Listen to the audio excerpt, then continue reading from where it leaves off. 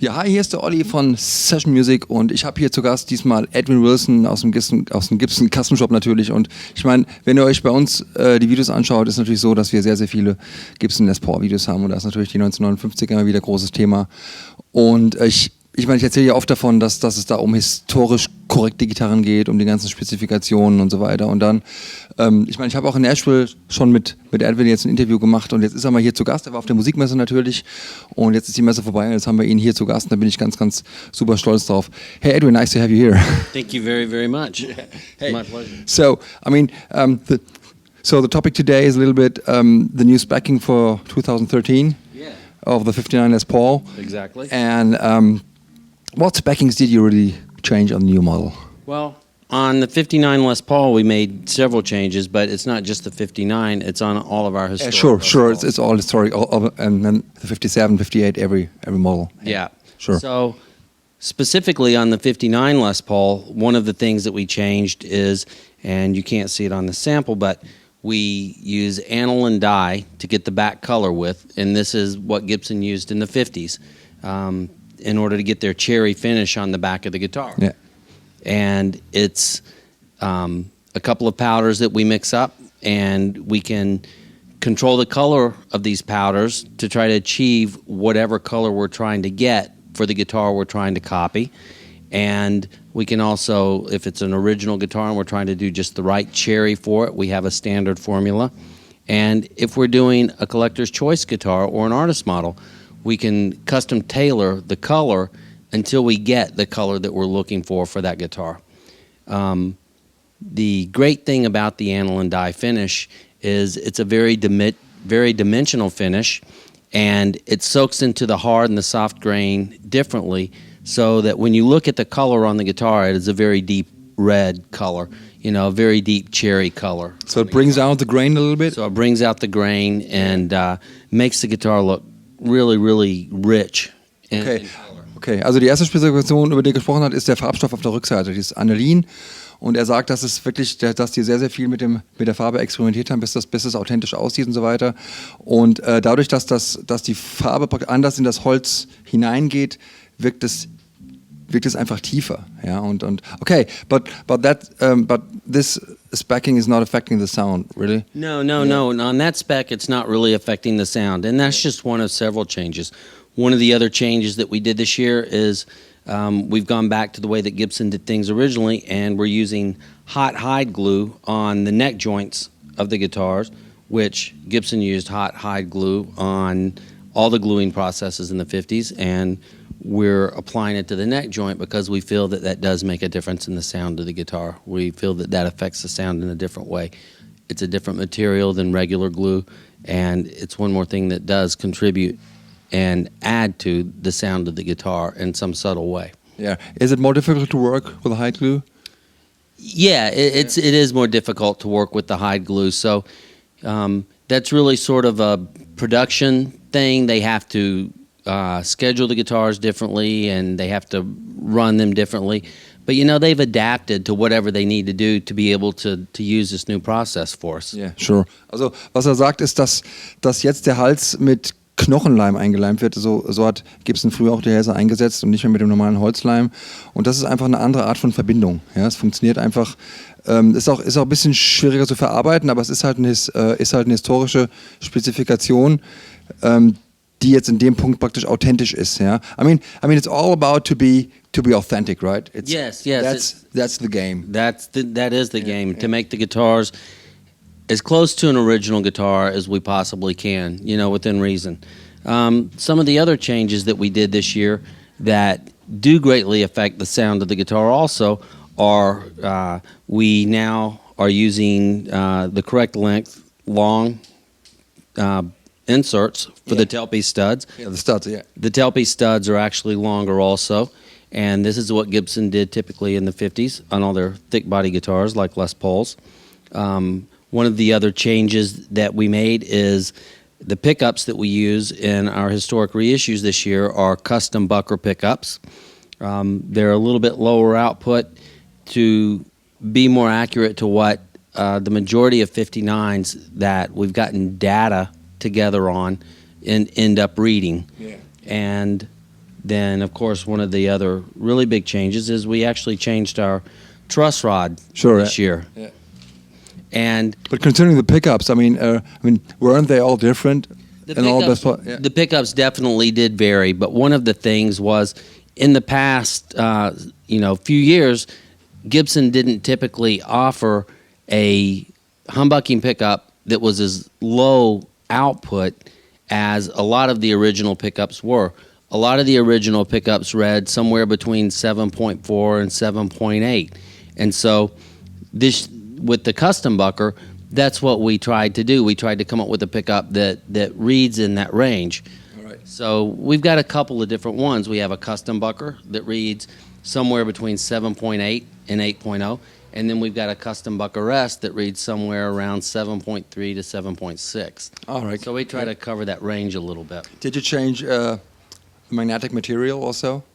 We changed, of course, the magnets. We changed the wire is still number 42 enamel coated wire, but we changed the number of turns on the coils, and so that, of course, greatly contributes to the sound difference also. Okay, also worüber wir jetzt gerade reden, sind die Pickups natürlich. Die Pickups waren, wie er sagt, nicht so richtig ganz authentisch in den vergangenen Jahren. Das heißt also auch die Burstbucker hatten noch zu viel Ausgangsleistung und die Custom-Bucker, die jetzt eingebaut werden bei den 2013ern, sind einfach von der Leistung her geringer und leiser und damit ein bisschen mehr authentisch und hat auch anderes Magnetmaterial. So you use Alnico 3 for that? Or we use Alnico 3 for those. Yes, okay, yes. Okay. They're long magnets. Yeah, sure. Okay. And they're rough magnets. They're not smooth magnets. Yeah. Okay, also auch praktisch anderes Magnetmaterial, das ist natürlich sehr, sehr wichtig für die Gitarre. Was er auch sagte, dass hier die Studs jetzt länger sind, wie sich das gehört. Ja?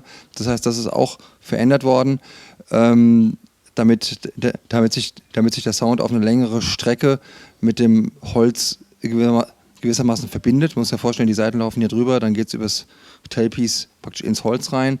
Und natürlich der Truss Rod, der ohne diesen Schlauch praktisch auskommt. I mean, is it more difficult to set in that truss rod without the sleeve here? Yes, when we changed the truss rod this year, Yeah. and when we made this change, we actually had to modify our manufacturing process to an extent in order to be able to make this change. It wasn't just as easy as saying, we're going to use a different truss rod, let's just put it in and keep everything the same. We had to change drilling fixtures. In order to be able to do that, we had to change drilling fixtures for the anchor end of the truss rod. We changed the route. We changed our routing fixtures. We changed our spline. So it was a lot of work. But actually, what I need to say about all these changes is that at the custom shop, whenever we get ready to make a change to a historic reissue guitar, we put a lot of time and research into this. We send original parts out to have the metals analyzed and tested so that we can make sure that we make these parts out of the same materials or out of the correct materials. We work with several different vendors to manufacture the parts exactly the way that we want them, and we do this based off of Gibson's original engineering records for this stuff, as well as original samples that we purchase of these parts and things. So like with the truss rod, we actually removed the truss rod out of a 1958 Les Paul, and that's what we use to copy. Yeah. So that we know that we're making it exactly the way Gibson did. We're not guessing at anything. Ja, also was er sagt, ist es natürlich immer praktisch ein Produktionsprozess, wo das alles integriert werden muss. Das heißt, man kann nicht einfach nur den Schlauch weglassen. Man muss auch versuchen, einfach die Geschichte so reinzubauen, dass sie auch funktioniert. I mean, it's all about to get it into that production process. All the specking change has to be integrated in the process, right? It does, and that's why. Yeah, that's why. With a lot of the changes that we make, every year we make a few different changes. And if we were to just say we know all the things that are, not 100% accurate on this guitar to an original guitar and make those changes at once, it would just shut everything down. Yeah. There's no way we would be able to make any guitars because it would be too overwhelming. So, we want to do it right. and we incorporate these new changes and ideas as quickly as we can into the production process, but keeping in mind that we still have to make the best guitars in the world. Ja, also das ist wirklich sehr wichtig, was er gerade gesagt hat. Viele Leute verstehen ja nicht, dass das so häppchenweise kommt, ne? Nach dem Motto, warum macht Gibson nicht einfach eine Gitarre, die perfekt ist oder die perfekt eine 59er oder eine 58er einfach einer alten Les Paul entspricht. Und er sagt halt, wenn die alles auf einmal machen würden, würde alles zusammenbrechen, ja, weil einfach die Produktion nicht mehr laufen würde und sie versuchen einfach auch die Spezifikationen in diesen Prozess praktisch zu integrieren, so dass es am Ende auch irgendwie noch läuft. I mean, so the production has to be going, yeah, like it's All the time. all the time. Yeah. Okay. So you are a historic program manager. So that means you are pretty much involved into that CC thing. Yeah. So the collector's choice.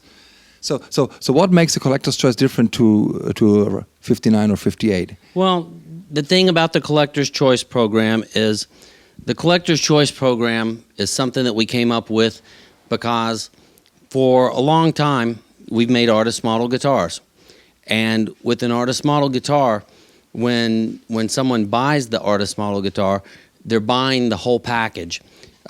So Jimmy Page guitars or Eric Clapton or Jeff Beck guitars, when somebody buys those guitars, they're buying the guitar as a guitar, and they're buying the guitar of their hero. And so the program is about both things, with the guitar player being equally important or sometimes more important than the guitar itself, and that's part of the program.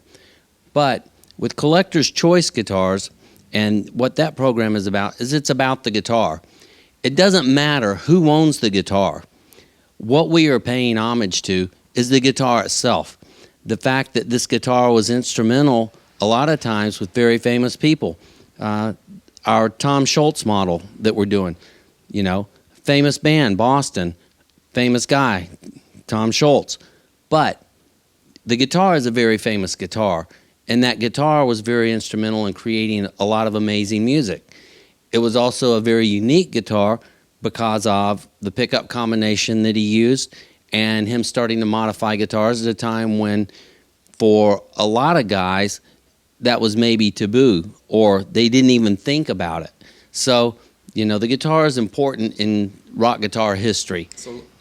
So the guitar is the star. The guitar is the star of the Collector's Choice program. Also es ist auch sehr interessant, was er gesagt hat. Normalerweise ist es ja so, dass es bei den ganzen Signaturgitarren darum geht, dass man eine Gitarre hat seines Heroes. Das heißt, du hast Jimmy Page oder du hast Clapton und so weiter, die spielen natürlich Les Paul.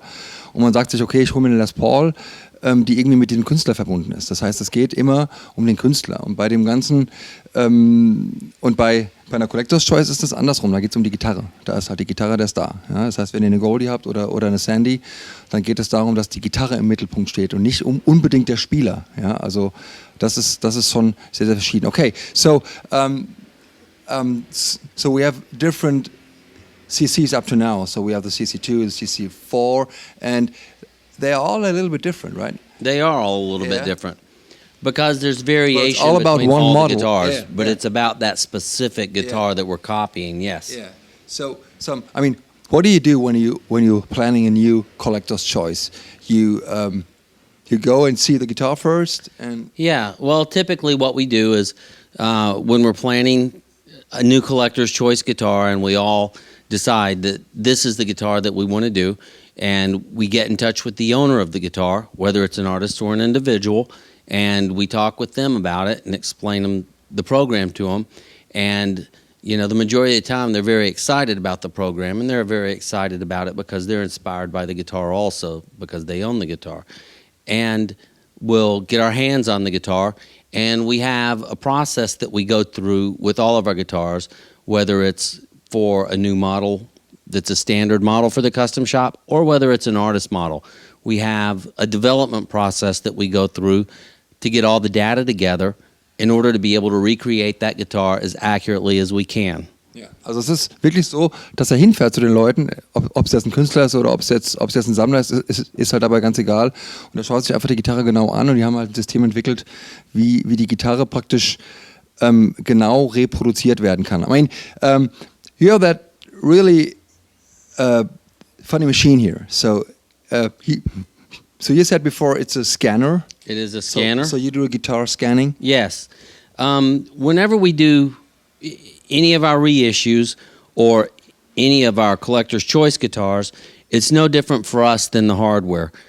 We don't want to just create something from nothing, and we don't want to guess at anything. We want to make sure that we have factual data in order to be able to recreate these guitars. Sure, yeah. So one of the things that we do is when we get ready to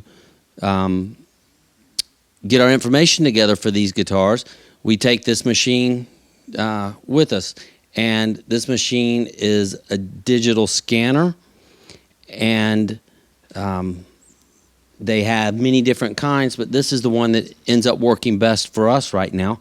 And with this machine, what we will do is it's almost like painting a picture. This is a stylus in the tip, and basically on a guitar, I will show you. Let's take that one here. Or Here. Yeah.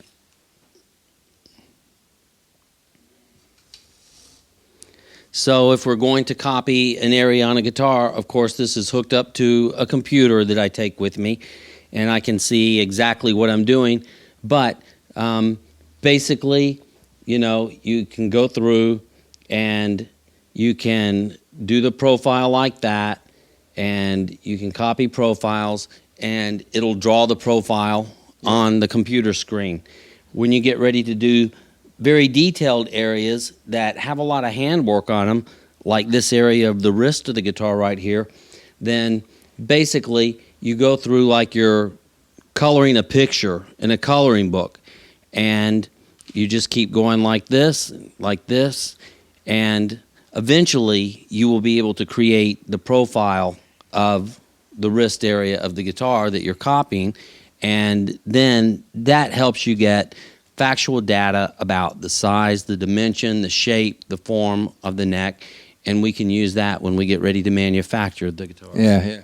I mean, that's why, because they're all a little bit different. They're all a little bit different because they're all made, they all have so many hand operations that are done. It's people building Gibson guitars, not machines building Gibson guitars. Ja, das ist auch wirklich sehr interessant. Er sagt natürlich, dass die 59er, ist auch bekannt, ja, dass die 59er natürlich nicht alle gleich waren. Oder auch die 58er. Natürlich beschränke ich mich oft auf die 59er, weil das so diese heiligen Grale sind, ja. Obwohl es ja nur einen heiligen Gral gibt, aber egal. Und hier ist es halt so, dass er praktisch mit dem Gerät, praktisch dem Scanner, die Gitarre abzeichnet. Ja? Das heißt, wenn es um gerade Flächen geht, reicht ihm einfach nur ein Strich, aber wenn es um so extrem ausgearbeitete praktisch so Kehlen geht, wie man das halt hier sieht, dann wird praktisch die ganze Fläche mit diesem Stift nachgezeichnet. Das heißt, er braucht die ganze Fläche und da muss er wirklich sehr, sehr viele Punkte sammeln. So I mean, you were talking about getting the points Yes. for the entire shaping. Yes. Yeah. And there's, of course, with the computer program that you use with this, there's several different ways to gather data for several different surfaces. What we found works best are points. And so as you use this, it creates many little points as you are coloring this area in, so to say. And what ends up happening is once you have several million points generated, then you can create a grid out of those points with the computer program, and then you can create a solid surface out of that. So you can turn those points into an actual profile of the area that you're copying. Okay, also was er sagt, ist natürlich jede 59er ist verschieden, das habe ich ja schon gesagt. Und aus dieser Fläche, oder wenn die Gitarre gescannt wird, malt er praktisch genau die Fläche ab und dadurch entsteht ein Netz und ein Gitter und am Ende eine digitale Form, wo die Gitarre nachher praktisch auch verfügbar ist für den ganzen Produktionsprozess. Ja, I mean that's pretty cool. I mean it's all about to get it really authentic to the original. Yeah. Yeah, it very much is, you know. Yeah. Like I've said repeatedly, you know, we don't want to guess at anything. We want to make sure that we're copying something specific, because in the past there's been so many times when people have in Gibson's past history where we've made guitars and people have said, you know, this guitar isn't accurate, this guitar isn't right. And, you know, for us, the biggest thing has been getting, like I said, factual documentation so that when we get ready to manufacture something, we know that we're doing it right because we're copying a physical example of the guitar. Yeah, I mean, from the old production process, there's not much written down.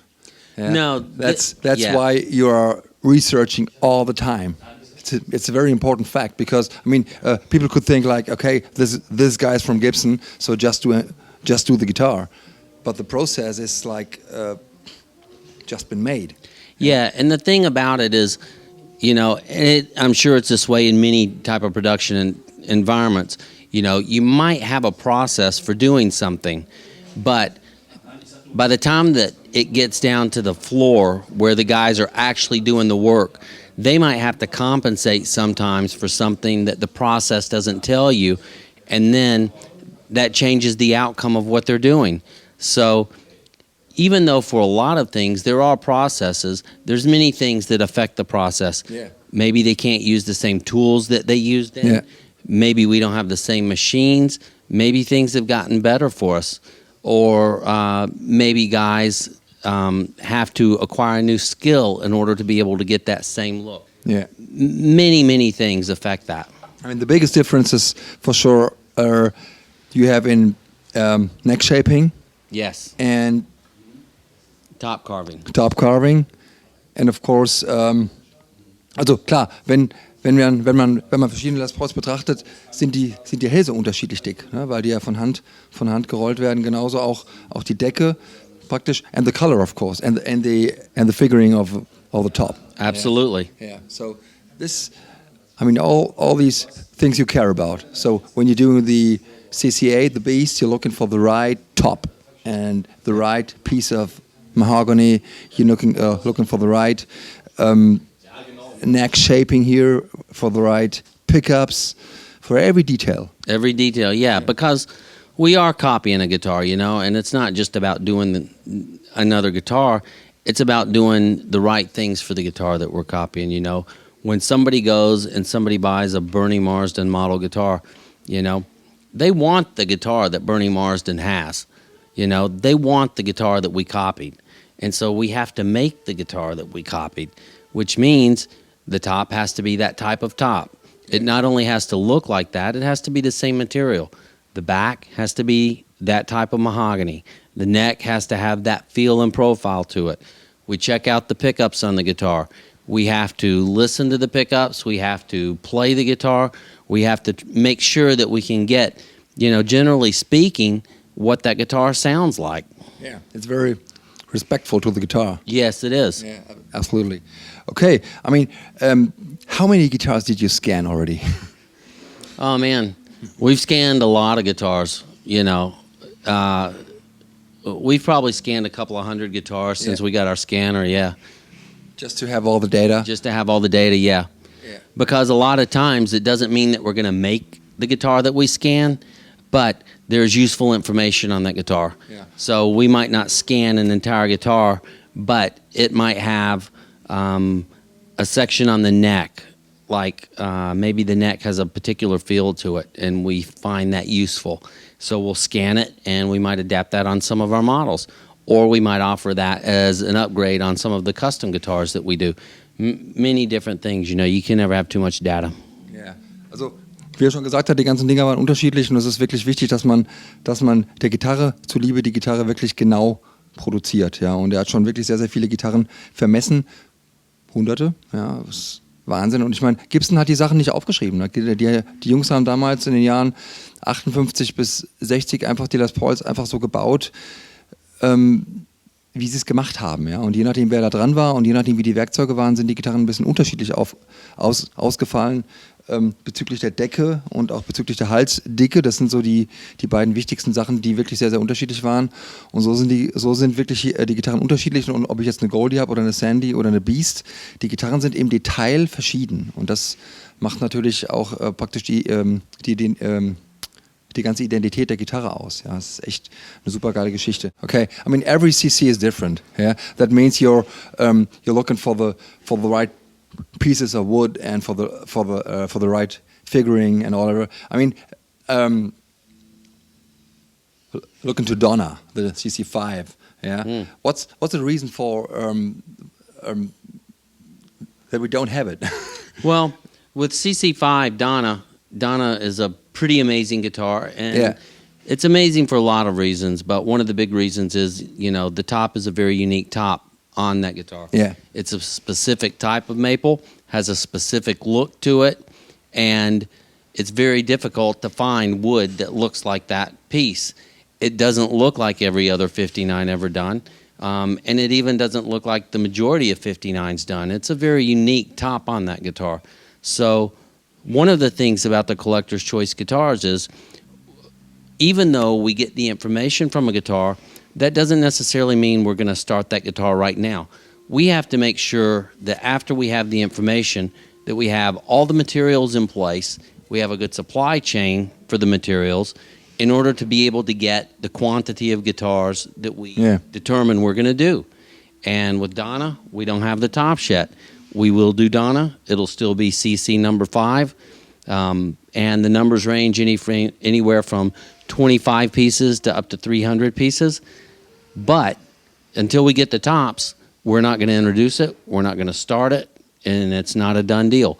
But, it's still on our radar, and it's still something that we plan on doing. Yeah, so material first, so to get it authentic. Yes. Ja. Was er sagt, ist natürlich, dass das nicht damit getan ist, wenn man einfach weiß, wie die Gitarre sein muss und dann irgendwelche Materialien nimmt, sondern die Jungs wollen natürlich authentisch sein.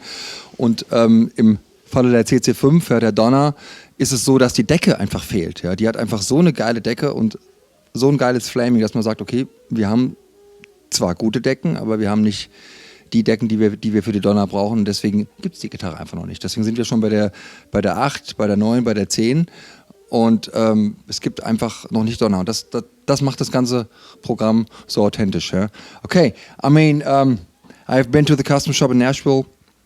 And what I see there is the people there working on guitars with a lot of pride.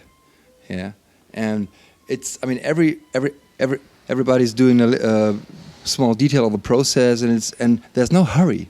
It's just very, it feels like very comfortable. Yeah, or very, it's, I mean, for me, it's just a kind of a serial production, but it's not real serial production. It's all about making one guitar after another guitar. Yeah, I mean, the guys at the custom shop, they all want to do the right thing, Yeah. They all want to make the right guitars, and they want to do their job to the best of their abilities. And that's different than a lot of other places. A lot of other places, the concentration is just on getting whatever they're doing done. And that's typically not the way that it is at the custom shop, If people have questions, most of the time they ask, and they just want to do it right, That's a big difference between the custom shop and a lot of other places. Custom shop is an amazing place. It really, truly is an amazing place. That's all I can say. Absolutely. Also die Jungs dort wirklich im Custom Shop arbeiten, also man merkt das richtig, wenn man da hingeht. Man geht zu den Leuten und die zeigen dann die Gitarre, sind total stolz drauf und sind wirklich auch nicht in Eile. Das habe ich gerade versucht zu erklären, dass die Gitarren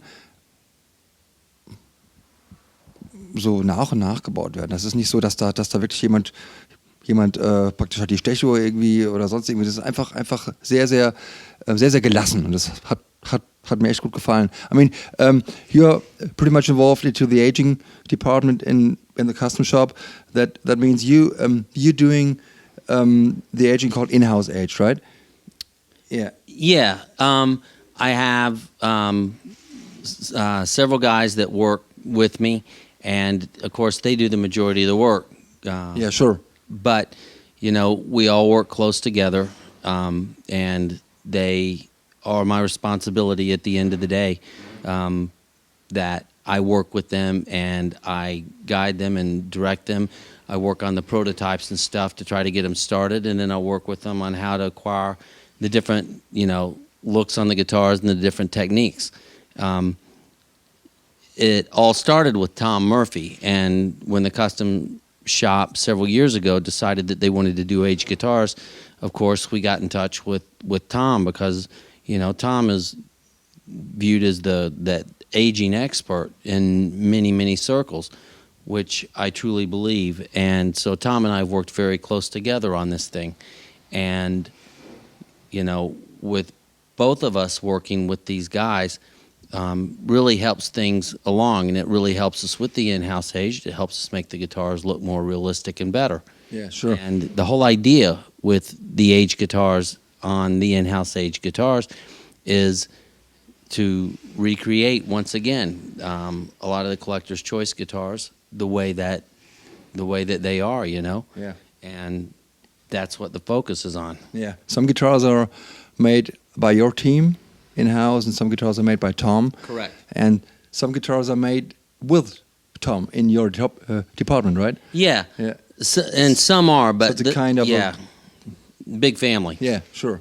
That's very cool. Also manche Sachen werden von ihm geaged oder von seinem Aging-Team, viele Sachen auch von Murphy direkt und so weiter. Und ich muss sagen, ich hab wirklich keinen Unterschied gesehen. Ja? I mean, the CC8 was made by your team. CC8 was Ja, made by my also die team. sieht so geil aus, ja, die Beast, dass ich mir echt gedacht habe, ey, ist im Prinzip eine Murphy, weil Murphy hat wirklich einen legendären Ruf als praktisch der Aging-Papst, hat er ja selber gesagt, ist einer der bekanntesten, die das machen, aber die Jungs, was die machen, ich habe auch eine kleine Führung bekommen, wie die Dinger zerdeppeln, das ist der absolute Knaller. I mean, I didn't see a really difference between the CC8 or Sandy. No, Sandy was made by Tom. Goldie was made by Tom. Goldie was made by Tom. Sandy was in-house. Sandy was See, in-house. I mean, I don't see any difference, to be honest. Yeah, and there are definitely differences between the two. And, you know, if there's a project that really requires a